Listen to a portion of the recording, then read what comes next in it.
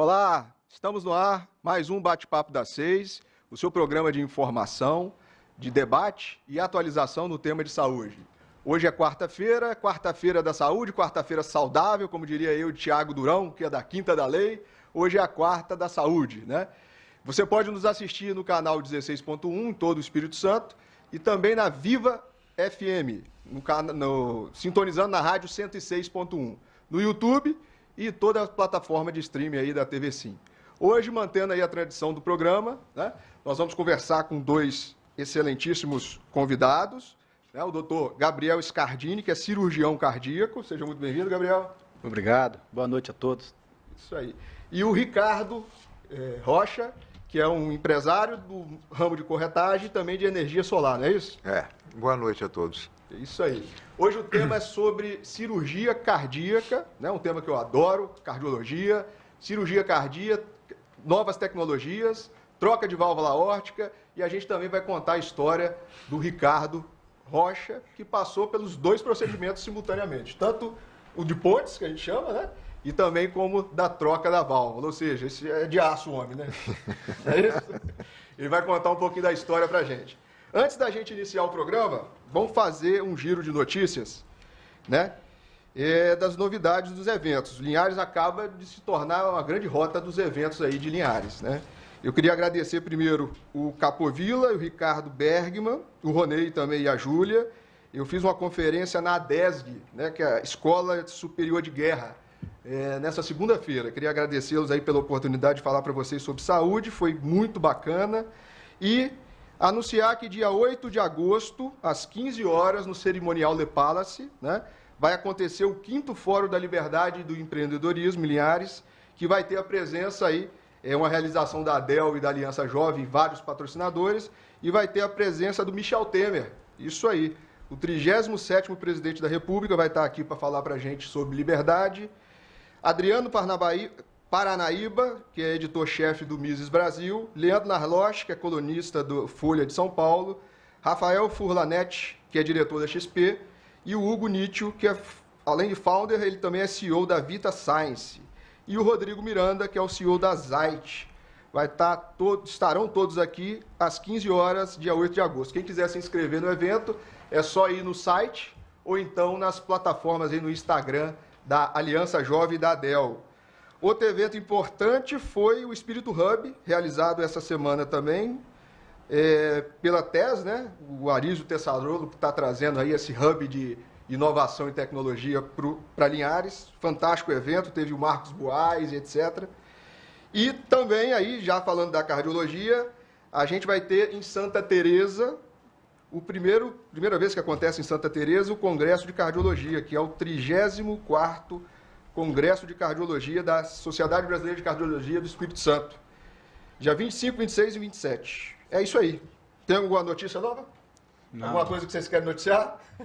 Não, semana que vem, na segunda e terça-feira, nós vamos ter um encontro aqui vai ser no shopping, no nosso shopping, de produtores rurais, e nós vamos estar lá também com toda a parte de energia solar, para estar mostrando para todo mundo e fazendo para quem quiser trazer para a sua casa ou para o seu empreendimento rural, colocar energia solar. Energia solar. Muito bacana. Então é segunda e terça-feira no shopping. Se você quiser falar para a gente, mandar aí perguntas, o telefone é o 99622-4547. Manda a sua pergunta que a gente faz aqui ao vivo. E vamos começar então o programa falando sobre cirurgia cardíaca? Vamos lá. Ricardo, conta a sua história para a gente. Desde o início, você operou do coração, né? Operei. Como que foi descobrir e como iniciou todo esse processo? Descobri foi meio que um susto, né? Eu estava na academia, malhando, e de repente eu comecei a me sentir mal, senti a pressão ir no chão, eu falei, cara, deu ruim. Aí eu olhei para um canto, tinha uma cadeira, saí correndo, não consegui chegar na cadeira e desmaiei. Quando eu voltei, rapidamente eu voltei, vi uma pessoa correndo, eu ainda não tinha chegado. Eu falei, opa, foi chamar socorro. E aí não lembro de mais nada, só lembro depois de estar no hospital. Você foi atendido em qual hospital? Eu fui, de início me levaram pro Hospital Geral, o HGL. HGL. Aí fui lá, fui atendido, aí depois eu procurei um cardiologista, que não foi quem me operou de início, foi o Dr. Galvão. Foi ele que me falou, olha, você tá com a tua válvula tá ruim, você vai ter que trocar essa válvula. Eu falei, o quê? Aí foi o susto, né? Que eu não tinha lembrado, porque já tinham, há uns 20 e poucos anos atrás, já tinham me alertado e eu já sabia que eu tinha um problema de sopro. Mas a gente nunca lembra disso, você vai vivendo, né? E aí esse cardiologista, uns 20 anos atrás, falou, Ricardo, você tem problema de sopro, essa sua válvula vai ter que ser trocada. Eu falei, vamos trocar agora? Ele falou assim, não, agora não tem necessidade, ela vai alertar. E aí ela alertou. E foi quando eu conheci o doutor Gabriel, que foi quem me operou, passamos por certos percalços, né? Nós remarcamos essa cirurgia umas 3 ou 4 vezes. Primeiro por medo, a primeira vez eu estava apavorado. A segunda vez aconteceu dele pedir para eu ir ao dentista e a gente viu que eu tinha uma bactéria numa prótese que eu tenho. E aí adiou de novo. A terceira vez, sinceramente... a terceira vez o hospital não pediu a data. E a quarta vez foi o governador que pediu. Suspendeu todas as eletivas. Era a época do Covid. Era a época de Covid. E aí o senhor operou em que dia? Eu operei no dia 13 de julho do ano passado. De 2021. Depois de 2021, completou um ano agora. Entendi. Vamos falar então primeiro, bela história, né? Fantástico. E Gabriel, explica pra gente aí esse sintoma dele. O primeiro sintoma que ele teve foi um desmaio, né? Justamente um dos sintomas preocupantes, né, Dário? A estenose aórtica é uma calcificação da válvula aórtica e ela realmente ela é indolente até quando ela se torna grave, quando essa estenose se torna grave. Enquanto ela não se torna grave, a pessoa não tem nenhum sintoma. E os sintomas que a pessoa vai tendo é o cansaço, uma falta de ar, e aí começa a piorar um pouco as coisas, começa a ter dor no peito, depois o sintoma quando começa a piorar é o desmaio, e por último é a insuficiência cardíaca, que é aquela falta de ar que o cara não consegue deitar, precisa de oxigênio e por aí vai, que já é a insuficiência cardíaca já instalada, né? E a estenose aórtica é bom frisar que ela é uma patologia que pode matar. A partir do momento que a pessoa tem sintomas, a pessoa diminui a sua sobrevida. Por exemplo, já é muito bem descrito isso desde a década de 60 pelo Dr. Braunwald, que, por exemplo, quando a pessoa tem síncope, a pessoa tem mais ou menos, em média, 3 a 4 anos de vida. Então, é uma patologia que tem que ser resolvida e é uma patologia hoje que tem várias formas, né? E depende muito de cada pessoa, né? Cada pessoa, depende da idade hoje em dia, enfim, várias maneiras de ser tratadas hoje, e que Linhares Unicórnio, Doce, nós da nossa equipe, nós fazemos parte desse rol aí, conseguimos tratar de várias maneiras, graças a Deus. Isso aí, você é um cirurgião e tanto, faz cirurgia, eu acho que não tem cirurgia que você não faça, né? Aqui. Congênita. Congênita? Criança, né? Criança nós não realizamos nesse hospital. Agora, congênito adulto também estamos realizando. Está realizando. Também. Realizou hoje, né? Um feito inédito, né? Depois a gente vai contar um pouco sobre isso. E eu me lembrei aqui, só pelo que você falou, né? Falta de ar. Eu me lembro que antes da operação, eu corria em média uns 14 quilômetros por dia. Aí, de repente, e a minha mulher ficava sempre lá para trás. E, de repente, ela começou a ir na minha frente, eu não alcançava mais ela. E eu não entendia por que esse cansaço louco estava acontecendo. Agora, você falando, e a gente vem juntando as coisas, né? Você teve dor no peito? Não. Do que ele falou ali, eu só tive realmente um cansaço muito grande. E depois, aquela baixa na academia, eu desmaiei. Às vezes, o que ele tinha era estenose aórtica, né? Sim, e devido no pré-operatório de todos os pacientes, Nós fazemos uma investigação minuciosa, porque a cirurgia cardíaca, o pós-operatório é muito delicado. Então, desde, igual ele falou, investigação dentária, pulmonar, cardiológica, a gente faz também investigações no trato gastrointestinal, ver se o paciente não está com anemia, carências nutricionais, tudo isso é feito. Tá certo? Isso é feito minuciosamente, preparando o paciente para poder realizar a cirurgia. E ele, no pré-operatório, devido à idade e fatores de risco, ele tinha uma lesão grave na descendente anterior, que é na coronária do coração, que é a principal coronária do coração, e que nesse mesmo dia da cirurgia foi feita uma revascularização do miocárdio, que o povo chama de ponte de safena, mas que usou essa artéria do corpo, que é uma torácica interna, que passa exatamente do lado do externo, e colocou essa mamária na DA. Né? Então foi feita uma cirurgia combinada, que é uma troca de válvula aórtica, mais uma revascularização mamária DA. Excelente. Duas. Pode ficar à vontade. Pelo que eu me lembro, que você me disse que foram 2 mamárias e mais a substituição. A dupla mamária e a troca de válvula aórtica, né? Isso aí. Tá. Então, qual que é a principal causa, assim? Então, a gente tem a válvula aórtica, que é a última válvula da saída do coração, vamos dizer. Perfeito. Ela tem que abrir e fechar. Eu acho que a gente tem uma imagem aí, não tem? Explicando um pouco da válvula. Esse aí, no caso, é o quê? Se o Gabriel quiser explicar. Por favor. Isso daí é anatomia mostrando a coronária no coração. Aquela parte amarela são as placas, né? Isso aí a pessoa, devido aos fatores de risco, hipertensão, obesidade, sedentarismo, cigarro, etilismo e a própria dislipidemia, essas placas vão aumentando, que chegam a uma certa maneira, elas instabilizam e aí ocorre essa oclusão, que é propriamente dito o infarto. Nessa imagem aí, está mostrando uma oclusão e aquela parte preta embaixo é a região onde se irrigaria esses músculos e esse músculo morreu. Aquela parte preta mostrando isso daí. Aí, no caso, é um infarto, né? Ali, no caso, é um infarto. Bom, nessa imagem, como pode ver, a válvula aórtica exatamente naquela região, na via de saída. Na figura de cima mostra a válvula aberta e a outra válvula fechada. E lá embaixo a válvula calcificada, como você pode ver, ela não consegue abrir direito. Então, ela diminui a sua área, Luz, né? o seu lumen. Com isso, gera um turbilhonamento, que gera o famoso sopro.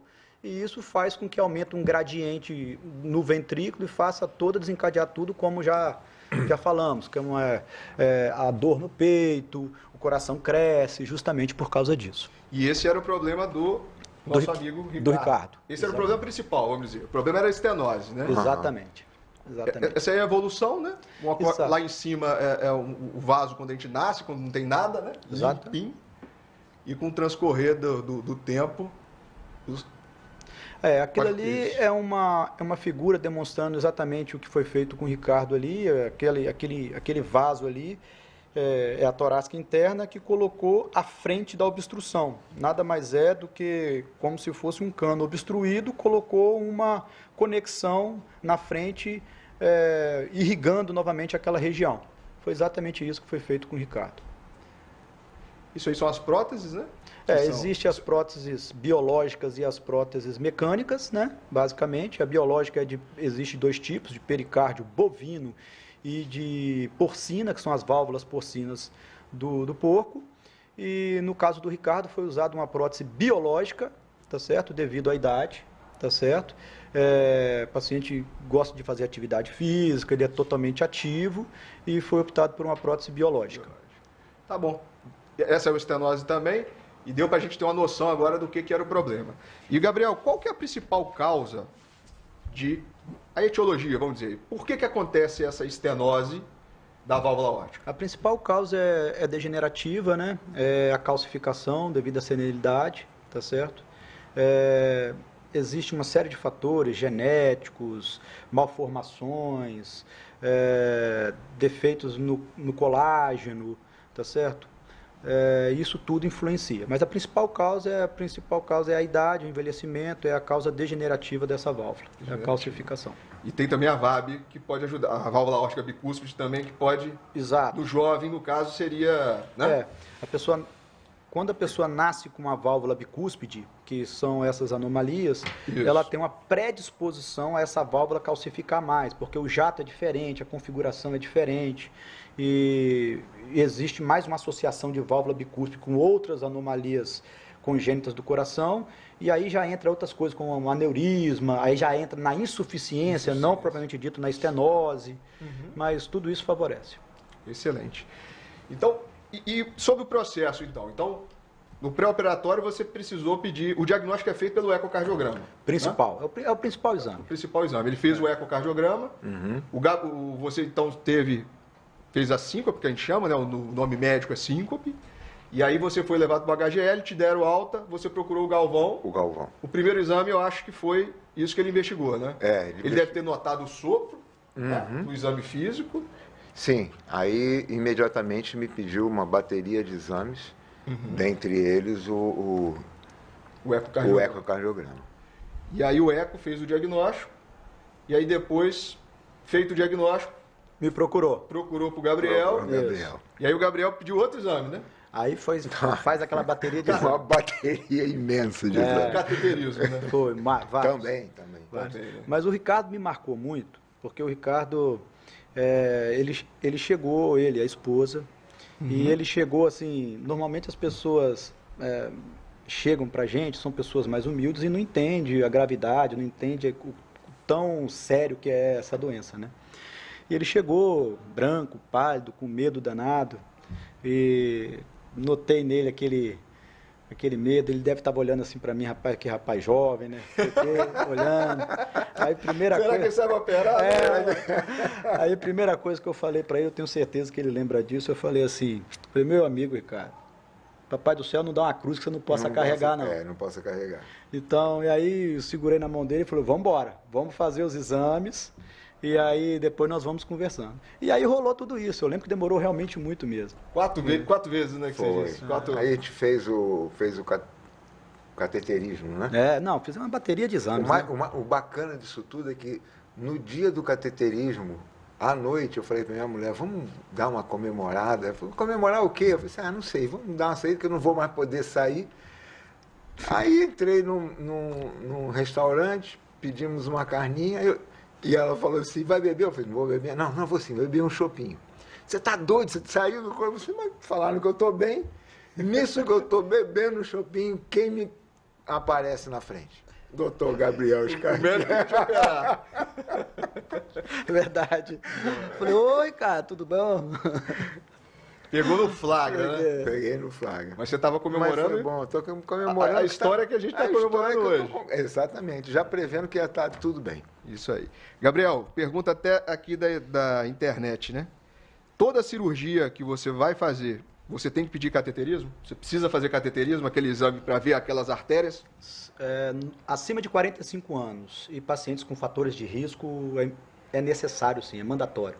Hoje não necessariamente cateterismo, né? Hoje a gente pode fazer também uma angiotomografia de coronária, tá certo? Que também consegue avaliar bem as coronárias, consegue predizer com alto valor preditivo negativo, ou seja, se não tem doença eu posso ficar muito tranquilo, e aí...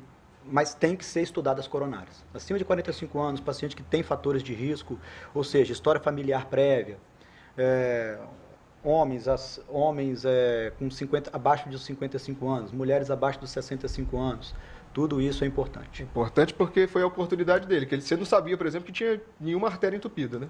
Então, no mesmo ato cirúrgico, você aproveitou, não é isso? Exatamente. Você aproveitou e fez as duas coisas ao mesmo tempo. Né? Isso aí. E é isso aí. Bem, e como é que foi a chegada no hospital? Então, você foi no Gabriel, marcou a cirurgia, não é isso? Fez todo esse pré-operatório que é minucioso para te entregar para o ato cirúrgico nas melhores condições possíveis, né? E aí, como é que foi chegar no hospital? Ele marcou a cirurgia? Aí conseguimos, né, marcar depois de 5 tentativas. A quinta deu certo. Aí nós fomos lá, me lembro como se fosse hoje, às 7 horas da manhã, ele olhando assim para mim, tá tudo bem? Eu falei, tá tudo bem. Então daqui a pouco a gente se fala. Eu não lembro de mais nada, só lembro... Subindo. Lembro 3 horas da tarde já acordando na UTI. Depois você vai contar isso pra gente, então. Ó, chegamos ao final do primeiro bloco do Bate-Papo das 6, hoje na presença do doutor Gabriel Scardini, que é cirurgião cardíaco, né? E também do Ricardo Gomes, que é empresário. Ricardo Rocha, desculpa. Os dois zagueiros da seleção. Ricardo Rocha, que é empresário do ramo de energia solar e está contando, compartilhando para a gente aí o case de sucesso dele. Até o próximo bloco.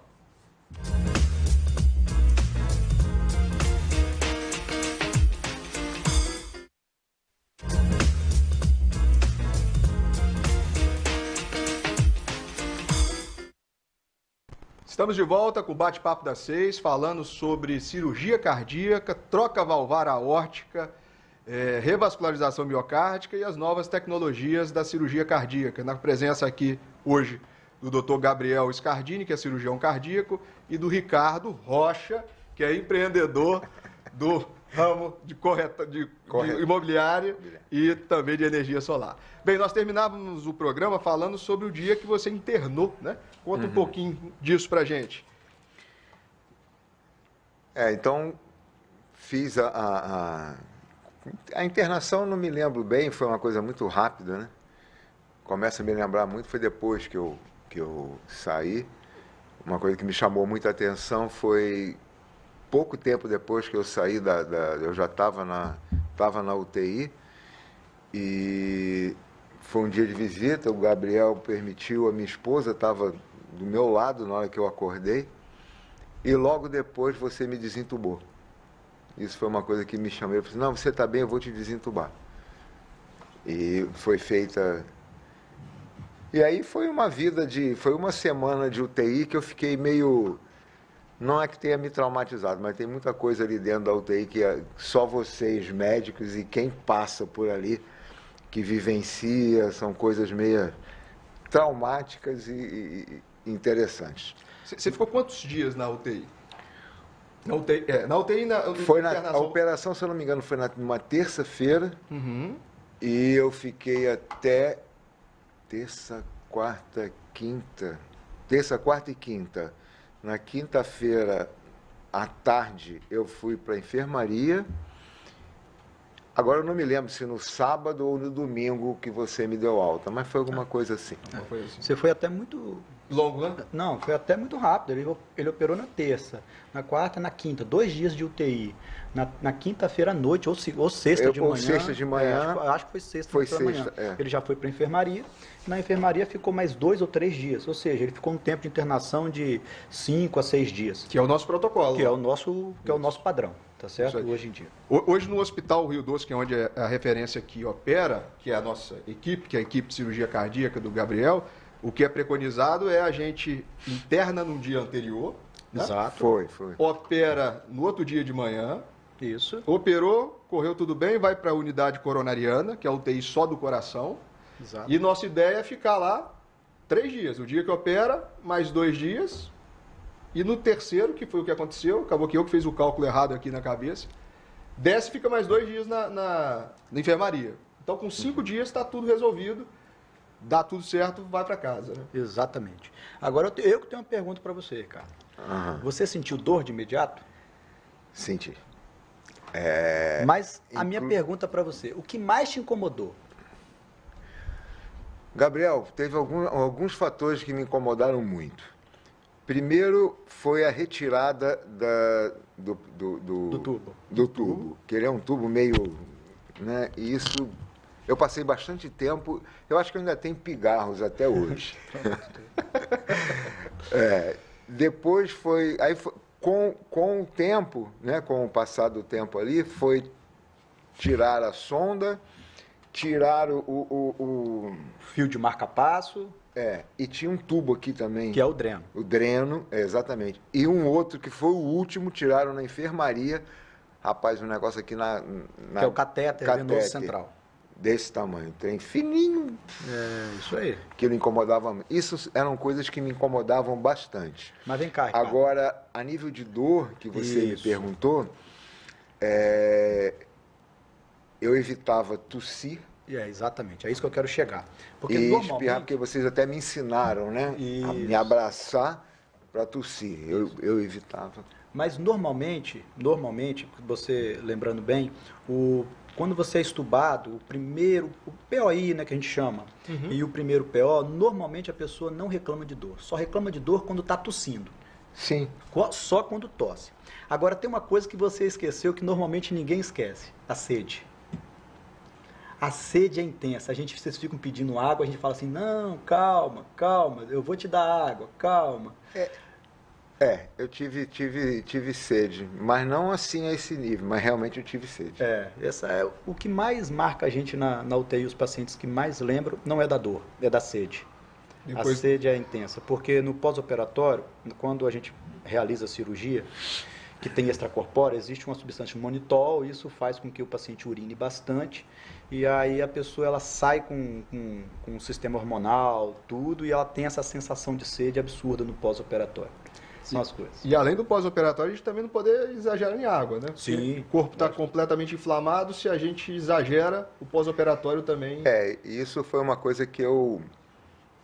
Sede e sempre me falaram lá dentro, não pode beber, não pode beber. Muita água. E isso é uma coisa que eu me controlei muito. Aí é um autocontrole meu de não pedir água.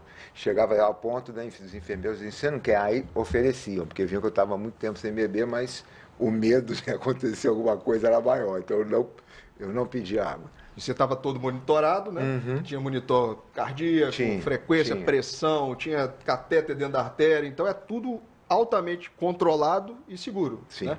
O pós-operatório da cardíaca. Né? E a minha pergunta, depois que você operou, você se sentiu acolhido? Você se sentiu... porque você realizou a cirurgia pelo SUS, não foi isso? Foi pelo SUS. Pelo SUS. E você hoje tem plano de saúde, enfim. Mas naquela época, você se sentiu acolhido? Isso era uma coisa que eu ia deixar para falar com vocês, parabenizar a todo o corpo de enfermagem e de médicos, porque aqueles meninos e meninas são fantásticos. Eles me acolheram, eles me trataram igual bebê, muito bem acolhidos. Inclusive, eu me lembro que no dia que eu saí, eu fiz uma homenagem a todos ali. Teve uma moça até que chorou e tudo, mas tive que fazer. A gente foi muito bem acolhido, todo mundo ali trata a todos com muito carinho. Então, de parabéns. Pode, de novo, levar os meus parabéns a todos. E onde o diferencial também do Gabriel e a cirurgia daqui e eu tenho que falar isso, é um diferencial, né? Eles acompanham desde o início, o durante e o depois, com muita proximidade. Eu acho que dificilmente eu vejo cirurgiões igual fazer o trabalho que você faz, Flávio também faz. Não, o Gabriel foi uma pessoa fundamental, ele foi um médico, um cardiologista muito presente. Muito presente comigo, com a minha esposa, que ela fala isso para todo mundo, ela tem um carinho pelo Gabriel muito grande, ele nunca deixou de atender um telefonema dela, nunca deixou de dar, às vezes invertia, ele ligava, ele disse, Ricardo tá bem, ela chegava lá, não precisa estar preocupada, ela tá bem. Não é paciente, vira amigo, né? Exatamente. No nosso caso aconteceu, virou, de paciente virou amigo. Você está indo tomar cerveja com ele no bar? Vai ter que ser a próxima, né, cara? Mas já nos encontramos, ele, a esposa, filho. Exatamente. Tá. Vamos lá, um desafio que a gente tem, assim, na UTI, voltando ao tema, né? Tá muito gostoso o papo, mas... Dentro da UTI você disse que te incomodava, mas você não sentia dor. Mas você delirou? Isso é um tabu também dentro da UTI. Não delirei, mas vi delírios. Viu pessoas com delírios? Vi pessoas com delírios. Teve um senhor lá que ele ficava mais afastado de mim, ele tentou morder uma enfermeira, coitada, e jogou o monitor, que é uma televisão de 14 polegadas, jogou em cima dela. Isso às vezes é um desafio para a gente da UTI que o familiar não entende o que acontece. Verdade. Geralmente são mais idosos, né? São pacientes mais idosos que tomam remédios, por exemplo, para dormir e chega na UTI ou fica sem o remédio ou altera a dose, alguma coisa assim, e tem essa síndrome que a gente chama de delírio, que geralmente volta em 6 meses após a saída da internação, né? O paciente volta ao normal. Não fica desorientado durante 6 meses. Eu digo assim, a capacidade cognitiva volta por completo em 6 meses. O delírio, em geral, dura 24, 48 horas, alguma coisa assim, né? Lembrando que hoje em dia a nossa UTI é uma UTI muito fechada. Hoje em dia estão preconizando UTIs para você ver o dia, para você ver o sol. Você tem que ter um relógio para você ver o horário, porque na UTI a gente fica num quarto, num lugar fechado, que você não tem noção do que é dia, do que é noite. Então isso tudo no idoso predispõe muito mais. A luz, às vezes, em excesso. O barulho. E você não sabe o que é dia, o que é noite ali dentro. Exato. E eu acho que isso foi um fator muito importante para mim, porque a cama onde eu fiquei ficava do lado de uma porta. O movimento, né? E eu tinha um movimento e eu via o dia amanhecer e escurecer. E logo na frente tinha um relógio. Até eu lhe pedi para que autorizassem entrar dos meus óculos, porque de longe eu não via as horas, eu gostaria de ver as horas. Aí ele autorizou levar os meus óculos. E isso talvez tenha me mantido mais sóbrio, né? Mais sereno. Ó, a sua cirurgia foi a tradicional, né? Você tem a foto dele aí, o Will e Enzo? Isso aí, ó. Isso aí é você da enfermaria, né? É. Isso aí. Então é um corte, né, Gabriel? Isso. Uma esternotomia. Uma né? esternotomia mediana. Tá certo. Aquele é o catéter que ele reclamou? Que tá lá. Catéter venoso central. Uhum. Isso. E hoje a gente já tem tecnologia diferenciada, Sim, né? temos. A dele é tradicional. Sim, Resolve o Peito problema, aberto, isso. mas já tem sim. coisa nova surgindo, né? Tem. Hoje nós temos cirurgias hoje por mini incisões, fazendo uma toracolateral, tá certo? Hoje nós temos cirurgia por catéter, só como se fosse um cateterismo, por punção, só que todas elas têm as suas indicações. Não é para todo mundo e tem as suas indicações. A prótese por catéter, para deixar claro, no Brasil e no mundo hoje, é estenose aórtica e principalmente idosos acima de 75 anos e pacientes de moderado a alto risco. Pacientes de baixo risco, ainda nós estamos realizando a cirurgia, questão de Brasil, questão de custeio, enfim. Risco de vida no ato cirúrgico, né? É isso que é calculado pelo médico. Isso. Existem os scores que classificam esse paciente como alto, moderado ou baixo risco. Tá certo? Então, esses scores vão predizer o risco desse paciente. Quando o paciente tem um risco muito alto e o paciente tem uma estenose aórtica, a gente realiza essa cirurgia de forma percutânea, que é passando por um catéter. Essa válvula ela é esmagadinha, passa pelas artérias, artéria femoral, ilíaca, aorta, faz o arco e consegue se implantar na válvula aórtica. Sem necessidade de abrir. Sem necessidade de abrir. E é feito aqui em Ares? Sim. E é o TAV, né, que a gente chama. É a TAV. E eu não sei de dados, mas eu tenho certeza que até o ano passado a Linhares tinha o maior número de casos do Espírito Santo. A maior casuística do Espírito Santo. A maior casuística, exato. E a mini-tóraco também? Faz aqui também? Também fazemos também. Tem duas mini-toracostomias, que é a mediana em L, no externo, e tem a toracotomia lateral direita pelo intercostal. A mini-tóraco mediana eu consigo realizar pelo SUS, já a tóraco lateral direita não, por causa de cânulas, material especial, essas coisas que fica muito mais caro e não tem muita diferença. É bom deixar claro que a diferença das incisões não influencia no prognóstico, tá bom, Ricardo? Não influencia nisso.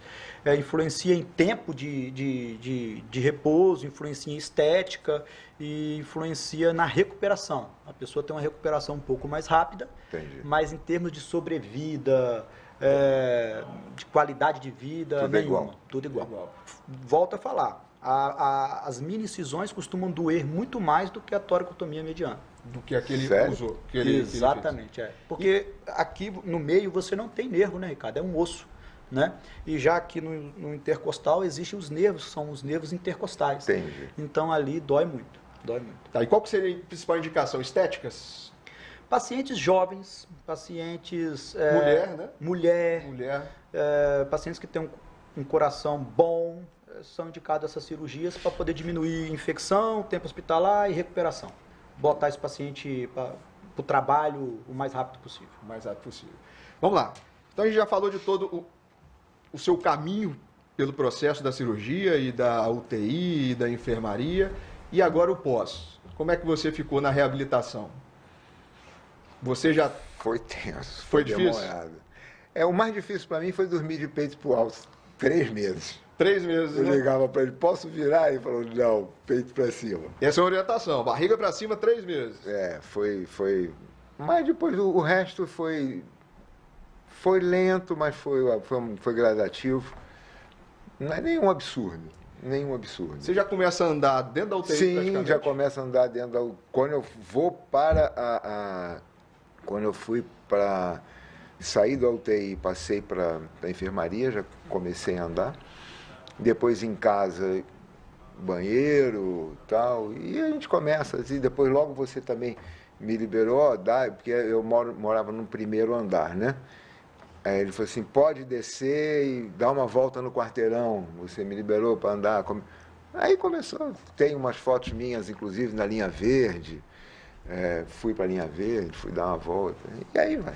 Então, mobilidade é muito importante, né? Tem que ser precoce na cirurgia cardíaca, né? Importantíssimo. A gente já senta no segundo PO, a gente já tenta sentar o paciente na poltrona, né? Não sei, a gente tira o dreno, já bota na poltrona sentado e já começa a fazer os primeiros exercícios. Antigamente a gente tinha o paradigma de que mexeu no coração, não pode movimentar e nem nada, né? Uhum. Agora a precocidade é a que manda, né?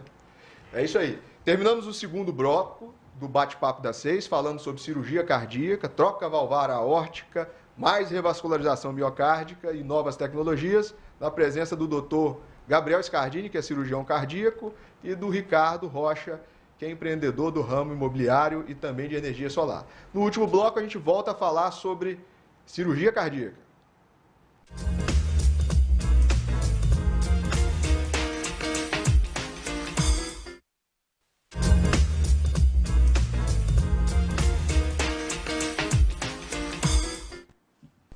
Estamos de volta para o terceiro e último bloco do Bate-Papo das 6, falando sobre cirurgia cardíaca, troca da válvula aórtica, revascularização miocárdica e suas novas tecnologias, com o Dr. Gabriel Scardini, que é cirurgião cardíaco, e o Ricardo Rocha, que é um case de sucesso, né, um dos pacientes nossos, e é empresário do ramo de imobiliário e também de energia solar. Bem, vamos agora partir para as perguntas que vieram da internet, né, e também do Instagram. Uma pergunta aqui que é a Marcilene, que é paciente sua, hein, Gabriel? Ela perguntou o seguinte: qual o principal risco de formação de coágulo dentro do coração na válvula mecânica? Bom, a válvula mecânica é um material que não é biológico, tá certo? E é uma prótese que dura o resto da vida, mas como o próprio nome já diz, é um material de carbono, enfim. E esse material é muito trombogênico, em contato com o sangue, tem que receber um anticoagulante chamado Marevan, um inibidor da vitamina K, e esse Marevan necessita de controles de INR frequentes, ou seja, no começo é semanal, depois vem quinzenal, depois mensal, até no ponto de 2 em 2 meses, checando pelo resto da vida. Então, se não tiver anticoagulação, a prótese mecânica com certeza forma trombo, pode trombosar, como existe vários casos de pacientes que não tomam remédio, não seguem a recomendação à risca, a prótese trombosa, né? Os disquinhos que balançam, abre e fecha, eles simplesmente param e aí o paciente tem um edema agudo, Um AVC, né? Um AVC, exatamente. Então, quem escolhe aí a prótese mecânica tem que saber das responsabilidades como paciente. Exatamente. Né? São pessoas... Em geral, mais jovens, né? Que querem não operar de novo, vamos dizer assim. E que não querem engravidar, né? Engravidar. Também. A Marcelene, ela colocou uma prótese biológica. A minha escolha para ela foi sempre uma prótese mecânica. Vamos botar uma mecânica, mas ela não quis de jeito nenhum. E aí a opção dela foi uma prótese biológica, mas ela está muito bem, ela faz atividade física e ela está indo super bem, graças a Deus. Joia. Tem uma pergunta que é sua, né? Você queria saber... Sim, eu queria saber se quando aparece, por exemplo, a gente mais novo, como aconteceu comigo, quando eu soube que tinha esse problema, é primordial fazer a operação ou a gente tem que esperar a válvula dá o piripaco dela para... Excelente pergunta, Ricardo. Essa aí é uma pergunta que até muitos médicos cardiologistas, até, como é que fala? Não levam, como pode dizer, mudou, né? Hoje em dia as coisas estão mudando. Com o advento da TAV, estão sendo feitos vários estudos e hoje em dia a gente sabe que não precisa esperar. A partir do momento que a estenose ela é importante, tem indicação cirúrgica. Ou seja, a gente não precisa esperar ter sintomas. No passado, quando eu saí da faculdade, a gente aprendeu o quê? Que só indicaria cirurgia se a pessoa tivesse sintomas. Hoje não. Quanto mais precoce, mais a gente restabelece a saúde do coração e quanto mais precoce, tem menos risco a sua cirurgia. Entendi. Então, hoje em dia, o paciente tem uma estenose aórtica grave, mesmo assintomático, é mandatório operar porque ele tem sobrevida na frente. Ou seja, muitos pensam que a gente tira o coração, muitos pensam que a gente renova o coração, desentope aquela veia, nada disso acontece. O coração, quando chegou para a gente daquele tamanho, ele vai permanecer daquele tamanho. Eu evito que ele deteriore.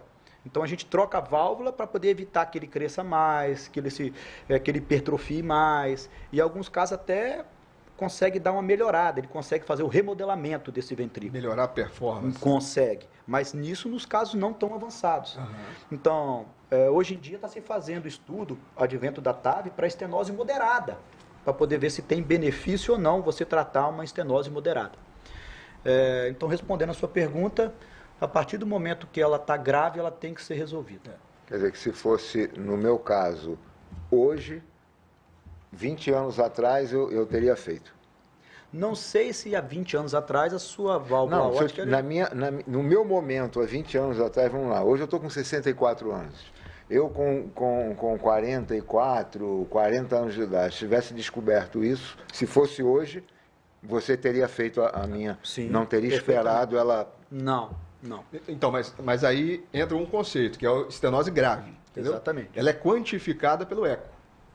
Então, se você tiver uma estenose leve, não é aí não faria. Exatamente. Não faria. Entendeu? Bom, pelo que ele me falou, era leve, né? Tanto que ele falou, não, vamos esperar ela dar... Exatamente. É isso assim. O conceito que mudou, só complementando, é o sintoma, né? Mais exatamente. O sintoma. Porque a partir do momento que você tem sintoma, você tem progressão da doença, né? Uhum. E aí... Problema mecânico, quem tem que tratar é o mecânico. Dário, isso é muito comum hoje em dia nas insuficiências, né? Uhum. Porque nas insuficiências o paciente aguenta muito. Então eu vejo paciente que vem até mim, mas doutor, eu não sinto nada. Eu não sinto nada, mas por que eu tenho que operar o coração? Você tem que operar o coração, porque senão lá na frente você vai ficar com o coração com uma insuficiência, um coração grande, e que a sua cirurgia não vai ser tão benéfica quando realizada agora. O momento cirúrgico vai ser pior. Exatamente. Né? Você vai ter um coração pior para recuperar a cirurgia. O risco é maior. Tá certo? Enfim.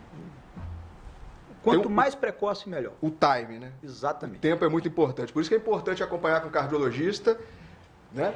Com continuidade, para saber a hora certa da intervenção, né? Para ter mais benefício.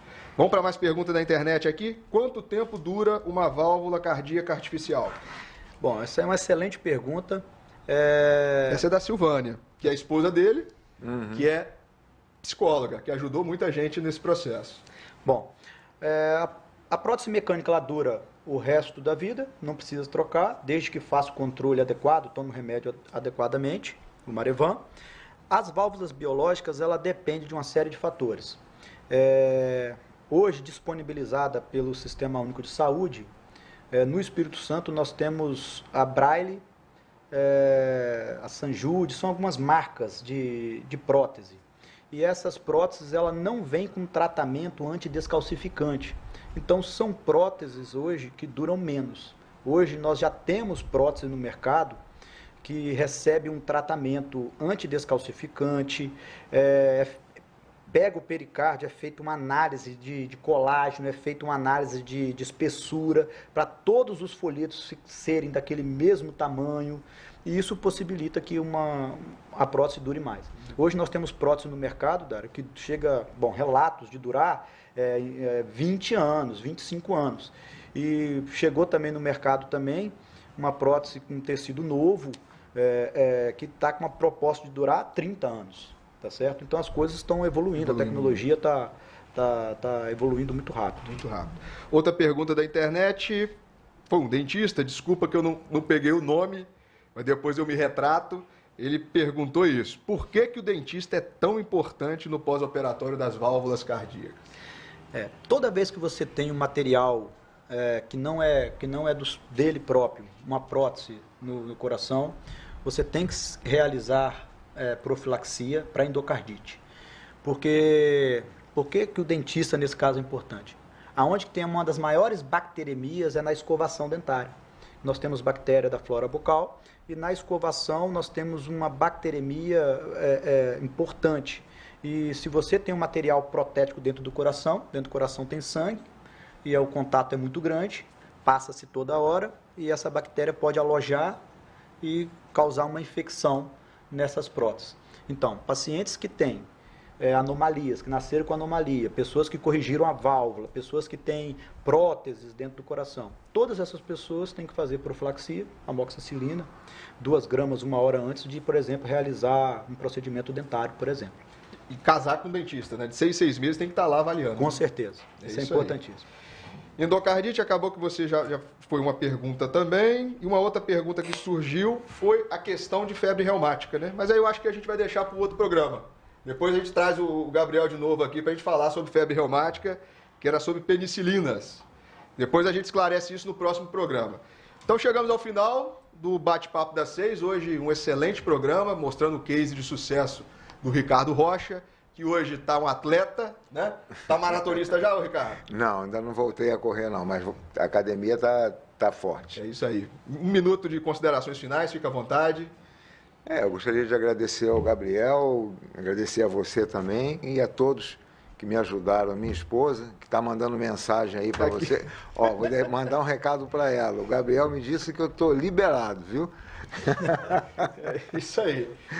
Excelente, sua história foi maravilhosa, são 2 cirurgias em uma, a recuperação sua foi brilhante, parabéns, viu? Bacana demais. E o Gabriel Scardini, que é um cirurgião de excelência. Obrigado. Parabéns, você vem modificando bastante aí a cirurgia cardíaca do Espírito Santo, é um cirurgião de excelência, colocaria sem dúvida nenhuma meus pais, meus filhos na sua mão. Obrigado. E é isso aí. 1 minuto de considerações finais. Nada, queria agradecer a oportunidade de estar aqui com vocês hoje. Queria agradecer primeiramente a você, Ricardo, pela confiança, mas primeiro de tudo agradecer a Deus, né? Acho que nada acontece se não for da permissão dele. Uhum. E agradecer também ao Hospital Rio Doce e a toda a equipe cardiológica que eu não faço nada. Nós temos uma equipe, eu não sou dono de nada, não fazemos nada. Isso tudo vem de uma equipe, por trás existe muita gente. Existe a instrumentadora, né? Existe o Rogério, perfusionista, existe o nosso colega do lado, o Flávio, quando eu também estou do lado e o Flávio é o cirurgião. Então não existe um eu, existe um coletivo. E por trás tem o Dário, tem o Everaldo, tem o Patrick, são todos ali em prol dos nossos pacientes. O paciente não é meu, o paciente é nosso.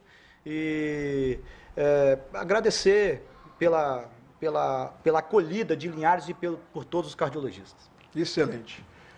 Terminamos mais um Bate-Papo das 6. Eu adorei, fantástico. Linhares na ponta aí da cardiologia do Espírito Santo, sem dúvida nenhuma. E cada programa a gente vai trazer um case de sucesso, um profissional, para explicar, tirar todas as suas dúvidas. Até a próxima quarta-feira. Até mais.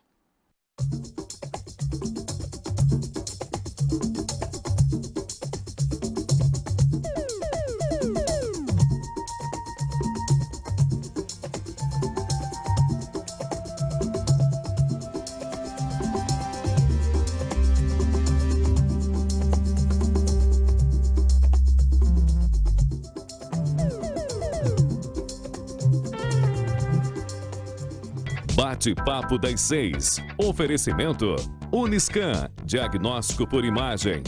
Rio Doce Radiologia. Unicor.